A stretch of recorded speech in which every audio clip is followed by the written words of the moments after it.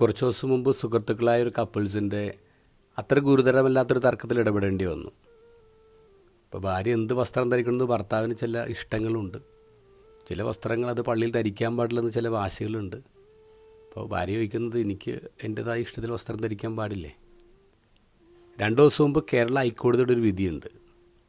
വസ്ത്രത്തിൻ്റെ അടിസ്ഥാനത്തിൽ സ്ത്രീകളെ വിലയിരുത്തരുത്. ഹൈക്കോടതി പറഞ്ഞ അങ്ങനെ വിലയിരുത്തുന്നത് അത് ഈ പരിഷ്കൃത സമൂഹത്തിൽ ഒരിക്കലും ക്ഷമിക്കാൻ പറ്റാത്ത കാര്യമാണ്. ഒരു സ്ത്രീയുടെ സ്വഭാവ മഹിമയെക്കുറിച്ച് അവളുടെ വസ്ത്രത്തിൻ്റെ പേരിൽ അഭിപ്രായം രൂപപ്പെടുത്തുന്നത് പുരുഷ നിയന്ത്രിതമായ ഒരു സാമൂഹിക വീക്ഷണത്തിൻ്റെ ഫലമാണെന്നാണ് പറയുന്നത്.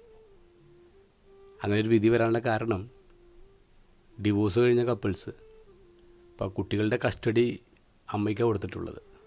അപ്പോൾ ഭർത്താവ് കുടുംബ കോടതിയിലൊരു കേസ് കൊടുത്തു, കുട്ടികളുടെ കസ്റ്റഡി വിട്ട് കിട്ടണം. കാരണം എന്താ? ശരീരം വെളിപ്പെടുന്ന വസ്ത്രങ്ങളാണ് ഞാൻ ധരിക്കുന്നത്. അവർ ഡേറ്റിംഗ് ആപ്പിൽ ഫോട്ടോ ഇട്ടിട്ടുണ്ട്. പിന്നെ പുരുഷന്മാരായിട്ടുള്ള സുഹൃത്തുക്കളുടെ കൂടെ കൂടുതൽ സമയം ചെലവഴിക്കുന്നുണ്ട്.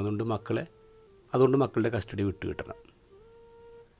കുടുംബ കോടതി കേസ് എക്സ് ഹസ്ബൻഡിന് അനുകൂലമാക്കി മക്കളുടെ കസ്റ്റഡി വിട്ടുകൊടുക്കുകയാണ്. അപ്പോൾ അതിനെതിരെ ഈ ഭാര്യ അപ്പീലിന് വന്നതാണ് ഹൈക്കോടതിയിൽ.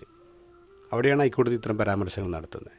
സ്ത്രീ കീഴടങ്ങി ജീവിക്കേണ്ടവളാണ്, പാദസേവ ചെയ്ത് ജീവിക്കേണ്ടവളാണെന്നുള്ള പഴഞ്ചൻ ചിന്തകളാണ്. സ്ത്രീ വിരുദ്ധമാണത്. എന്ത് വസ്ത്രം ധരിക്കണമെന്നുള്ള സ്ത്രീയുടെ സ്വാതന്ത്ര്യമാണ്. കോടതി ഉൾപ്പെടെയുള്ള മോറൽ പോലീസിനെ അത് വിധേയമാക്കേണ്ട കാര്യമില്ല. ലിംഗവ്യത്യാസമില്ലാതെ തുല്യനീതി ഉറപ്പാക്കുന്നൊരു ഭരണഘടനയാണ് നമ്മുടേത്. അതിൻ്റെ 75ാം വാർഷികം ആഘോഷിക്കുമ്പോൾ ഇത്തരമൊരു പരാമർശം നടത്തുന്നതിൽ സങ്കടമുണ്ടെന്നാണ് കോടതി പറഞ്ഞത്. ഇന്നത്തെ ഹോസ്പിറ്റലിൽ നമ്മൾ കാണുന്ന ശിഷ്യന്മാരുടെ സംശയമാണ്. അവർ ഈശോയോട് ചോദിക്കുന്നു, ഏലി വരുമെന്നാണല്ലോ പറയുന്നത്. എന്നിട്ട് ഏലി വന്നു. ഈശോ പറഞ്ഞു, ഏലി വന്നു കഴിഞ്ഞു, അത് സ്നാപയോഹന്നാനാണ്. പക്ഷെ നിങ്ങൾ തിരിച്ചറിഞ്ഞില്ല. അന്നത്തെ കാലത്തെ ജനങ്ങൾ യേശുവിനും തിരിച്ചറിഞ്ഞില്ല, സ്നാപയോഹന്നാനും തിരിച്ചറിഞ്ഞില്ല.